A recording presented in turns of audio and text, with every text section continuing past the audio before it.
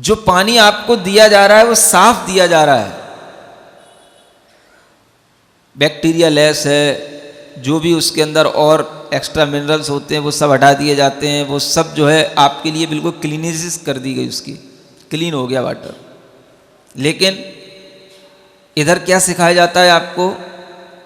Water should be pure. अब pure में और क्लीन में अंतर है कि नहीं? प्योर का मतलब होता है जो प्योर होगा वो क्लीन तो होगा ही, लेकिन जो क्लीन है वो प्योर हो जरूरी नहीं। नहीं समझ आ रहा? हाँ, जो प्योर होगा वो क्लीन भी होगा और प्योर भी होगा, लेकिन जो क्लीन है वो क्लीन ही होगा, प्योर नहीं होगा। क्या अंतर हो गया? जो पानी था उसके अंदर जितने पोषक तत्व होते हैं, जो न्यूट्रिएंट्स होते हैं, जो हमारे बॉडी के लिए जरूरी होते हैं, भोजन को पचाने के काम आते हैं, ब्लड को सर्कुलेट करने के काम आते हैं, अनेक तरीके के वो खुद एंजाइम्स उसके अंदर होते हैं, मिनरल्स होते हैं, वो सब उसके अंदर रहते हैं, जिनके कारण से पूरा का पूरा बॉडी का फंक्शन चलता रहता है। वो सब उस वाटर के अंदर से निकाल दिए जाते हैं। ये सब जो आरओ का प्रोसेस चलता है उससे। क्या समझ आ रहा है आपको? ये आपको पता नहीं रहता और आप उसको शुद्ध पानी मान करके पीते हो, जबकि शुद्ध पानी क्या होता है? जिस पानी में शुद्धता इस ढंग से की गई हो कि पानी के जो ग्रेडियंट्स हैं वो ना निकलें,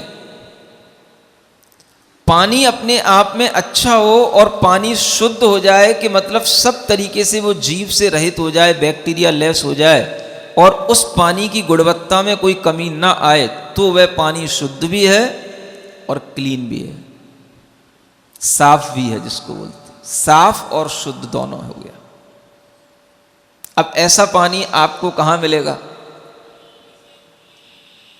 या तो आप ऐसे पानी के लिए ट्यूबवेल लगाएं, बोरिंग करवाएं, या ऐसे पानी के लिए आप वर्षा का पानी यूज करें, या ऐसा पानी आप किसी कुएं से निकालें, तालाब का पानी लें, किसी बहती हुई नदी का, झील का पानी लें, तो ये पानी में ये सब चीज़ें मिलेंगी। और उसको पानी को छान करके जब आप बॉईल करोगे तो वह पानी शुद्ध भी कहलाएगा और साफ भी कहलाएगा। लेकिन अभी जो पानी आप पी रहे हो वो क्या है? साफ है, शुद्ध नहीं है, क्लीन वाटर है, प्योर वाटर नहीं है। अब इससे जो नुकसान हो रहा है वो नुकसान आप खुद भी उठा रहे हो और अपनी पीढ़ियों तक भी पहुंचा रहे हो। अगर आपको ये समझ में आने लग जाए कि पानी के सेवन से भी हमारे अंदर अनेक तरीके के रोग होते हैं,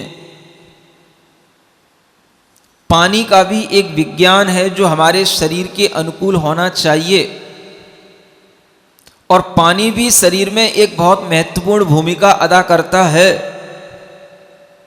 तभी आप उस पानी के महत्व को समझ सकोगे। और सबसे बड़ी बात कि जिसका सेवन हम अपने लिए सबसे ज़्यादा करते हैं, हमें उसी के बारे में पता नहीं है कि वो पानी कैसा है। अधिकतर आप देखोगे जिन लोगों के लिए ये आरओ का वाटर पीने की आदत पड़ जाती है, बोतल का जो मिनरल वाटर होता है उसी को पीने की आदत पड़ जाती है, उन लोगों की शरीर इतने ज़्यादा सेंसिटिव हो जाते हैं कि अगर उन्हें कभी कोई सामान्य पानी पीने को मिल जाए तो उनको दस्त लग जाते हैं, हजम ही नहीं होता है। क्या समझ आ रहा है? अंदर सब चीजें धीरे धीरे बिगड़ रही हैं और हमें कुछ भी पता नहीं। जो पानी हम पी रहे हैं वो पानी भी कितने टेम्परेचर का होना चाहिए, एक डॉक्टर इस बात को जानता है, लेकिन डॉक्टर भी कभी आपको सलाह नहीं देता, बताता नहीं। आज धीरे धीरे डॉक्टर कहने लगे हैं हो सके पानी को उबाल करके पियो। ये हर डॉक्टर आपसे कहेगा अगर कोई समझदार होगा तो। अनेक तरीके से अवेयरनेस बताई जाती है समय पर, तो उस समय पर यह बात कही जाती है कि भाई पानी को उबाल करके पीने की कोशिश करो, भले ही गरम गरम उबला ना पी सको, थोड़ा सा उबालने के बाद में उसको ठंडा होने दो, अपने नॉर्मल टेम्परेचर भी आकर के उसको पी लो, लेकिन पहले एक उबाल उस पानी में होना जरूरी है। अगर आप रोगों से बचना चाहते हो तो आपको ये काम करना ही होगा। लेकिन आप क्या सोचते हो, उबला पानी तो महाराजों को पिलाया जाता है। क्या समझ में आ रहा है? पानी उबला पीना तो महाराजों का धर्म है, हमें तो फ्रिज का पानी पीना नहीं, तो फ्रिज किस काम में आएगा? ये हमारे शरीर का विज्ञान कहता है कि जितनी टेम्परेचर हमारी बॉडी के अंदर रहता है, अगर उतने ही टेम्परेचर का हम पानी लेंगे तो वो हमारे लिए लाभदायक होगा, नहीं तो वो हानिकारक हो जाएगा। नॉर्मली बॉडी का टेम्परेचर 27 से 37 तक रहता है, समझ में आ रहा? और आप पानी पीते हो अगर फ्रिज का, तो वो कितने डिग्री का होता है?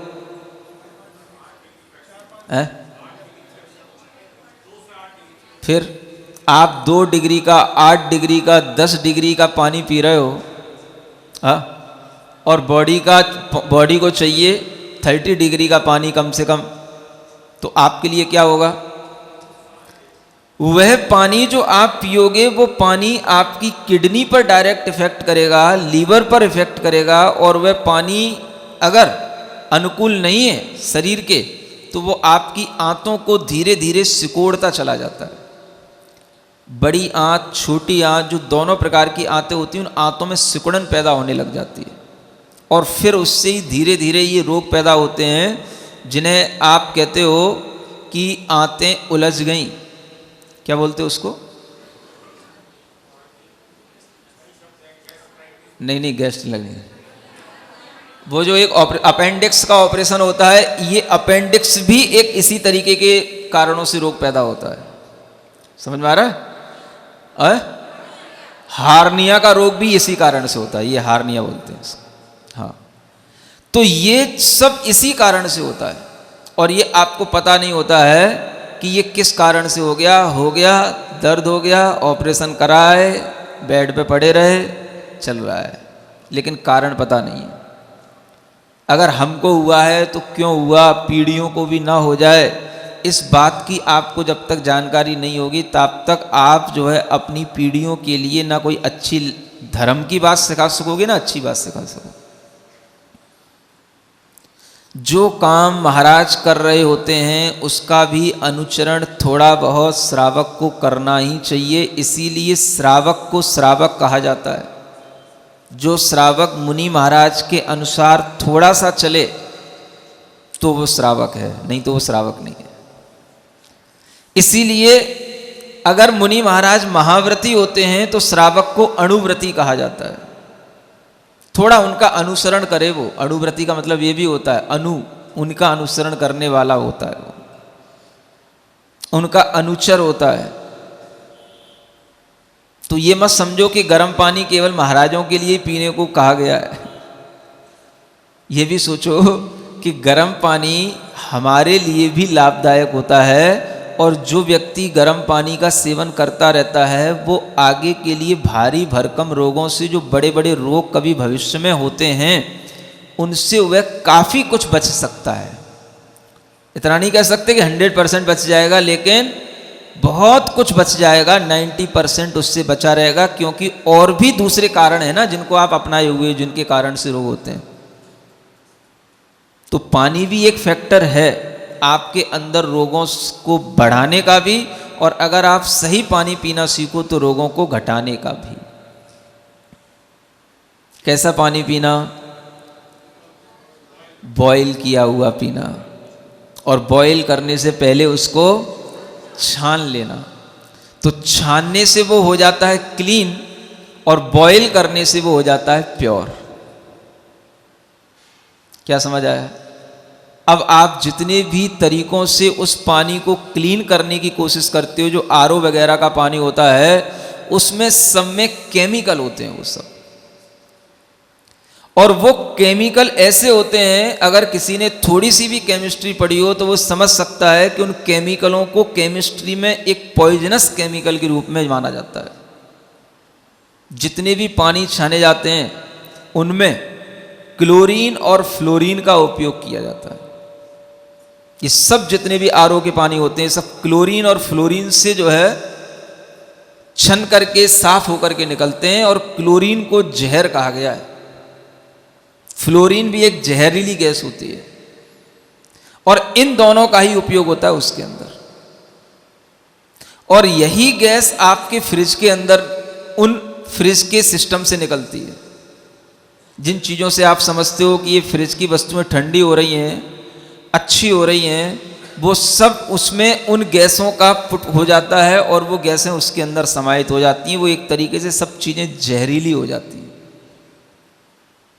आपको पता ही नहीं है। खा तो रहे हैं हम लौकी की सब्जी, खा तो रहे हैं हम केला और सेब, लेकिन वो कहाँ रखा हुआ खा रहे हैं? फ्रिज का रखा हुआ खा रहे हैं। पी रहे हैं हम शुद्ध साफ पानी, लेकिन किसका पी रहे हैं? आरओ का पी रहे हैं, फ्रिज का पी रहे हैं। क्या होगा आपका? क्या होगा? आपका जो होगा वो तो होगा ही। कहीं आपको कुछ नॉलेज नहीं रही, कुछ जानकारी नहीं रही, और वही चीज़ आप हमारे साथ करोगे तो जो आपके साथ हो रहा है वो हमारे साथ भी होने लगेगा। नहीं समझ आ रहा है? आपने हर चीज को धर्म कह के करके डाल दिया, और वही चीज आपके दिमाग में पड़ी है, वही आपके बच्चों के दिमाग में पड़ी है। आप इस चीज को थोड़ा डाइल्यूट करो। हर चीज धर्म धर्म, अब धर्म को मत करो। धर्म अपने आप होने लगेगा अगर आप उस धर्म को एक साइंटिफिक वे के साथ में प्रस्तुत करोगे और कहने लगो कि नहीं, पानी को साफ करना और शुद्ध करना ये हमारा एक बहुत बड़ा कर्तव्य है, और ये कर्तव्य ही धर्म है। और इस तरह का जो आचरण है, ये आचरण ही हमारे लिए एक बहुत बड़ा हमारा धर्म है। आपको कहने की जरूरत नहीं है, बस आप करना शुरू करो कि हाँ हम अच्छा कर रहे हैं, अच्छा पानी पी रहे हैं, अच्छे तरीके से उसको प्योर करके पी रहे हैं, तो वह आपके लिए धर्म हो जाएगा। ना आपका पानी अच्छा है, ना वो अच्छे तरीके से प्योर हो रहा है। पानी भी गंदा आया और उसको प्योर करने का तरीका भी जहरीला हो गया, तो आपके लिए सब तरीके गलत हो गए। वो धर्म की हानि करने वाली सब चीज़ें हो गई। धर्म केवल मंदिर में नहीं होता, धर्म घर में बैठ करके पानी पीने में भी होता है। ऑफिस में बैठ करके पानी पीने में भी धर्म होता है। इसीलिए श्रावक के लिए कहा गया था पहले कि पानी छान करके पीना हर श्रावक का कर्तव्य है, हर श्रावक का धर्म है। और आज पानी कोई छानने की बात ही नहीं। छानने का मतलब केवल छन्ना ही लगाना नहीं होता, छान करके उसे शुद्ध बनाना भी होता है।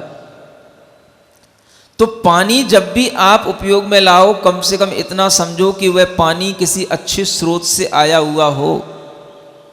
पीने का पानी जो नेचुरल सोर्सेज होते हैं उनसे आया हुआ होना चाहिए। बरसात का पानी भी इकट्ठा करके पीने के काम में लाया जा सकता है, और उसके अलावा कुएं का पानी, नीचे जो पानी पृथ्वी के अंदर सामान्य रूप से रहता है, उसको निकालने के किसी भी तरीके से वो पानी, उसका अगर आप निकाल करके और उसको आप छान करके और उसको आप बॉईल करके बिल्कुल शुद्ध बना करके उपयोग में लाओगे, तो पानी ही आपके लिए जीवन है। जिसे कहा जाता है जल ही जीवन है, तब जीवन बनेगा वो। और जीवन का मतलब भी यही है, जिस जल में जीव न, समझ में आ रहा है? तो वो जीवन है। और जिस जल में जीव है तो वो जीवन नहीं है, फिर वो मौत हो जाएगी। जीवन समझ लो आप, कहते समय जल ही जीवन है। वो जीवन ही बता रहा है कि वही जल जीवन है जिस जल में जीव न हो, शुद्ध हो।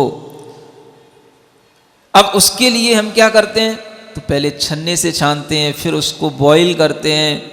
वो तरीका आपने छोड़ दिया, और उसके अलावा आप ये केमिकलों के तरीके अपनाने लगे। सुविधाजनक तो हो गए, लेकिन ये आपके लिए बड़े बड़े रोगों के कारण बन गए।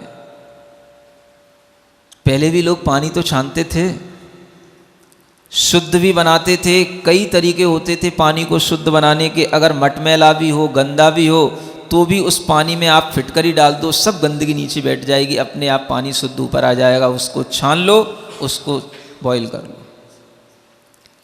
ऐसे केतकी कौन सा फल आता है, निर्मली फल आता है वो, हाँ, उसके डालने से भी जो है उसमें पानी के अंदर गंदगी बैठ जाती है और वह साफ साफ पानी ऊपर आ जाता है। उस पानी को आप जो है छान लो, और उस छानने से आपके लिए ये भी होगा कि पानी में रहने वाले जो त्रस्त जीव होंगे उनका नाश नहीं होगा, वह जीव रक्षा भी आपके लिए हो जाएगी, पानी भी शुद्ध आपको मिलेगा। आप ये क्यों सोचते हो कि हमें पानी शुद्ध पीने के लिए जब कहा जाता है, छान करके पानी पीने के लिए कहा जाता है, तो हमें धर्म करने के लिए कहा जा रहा है?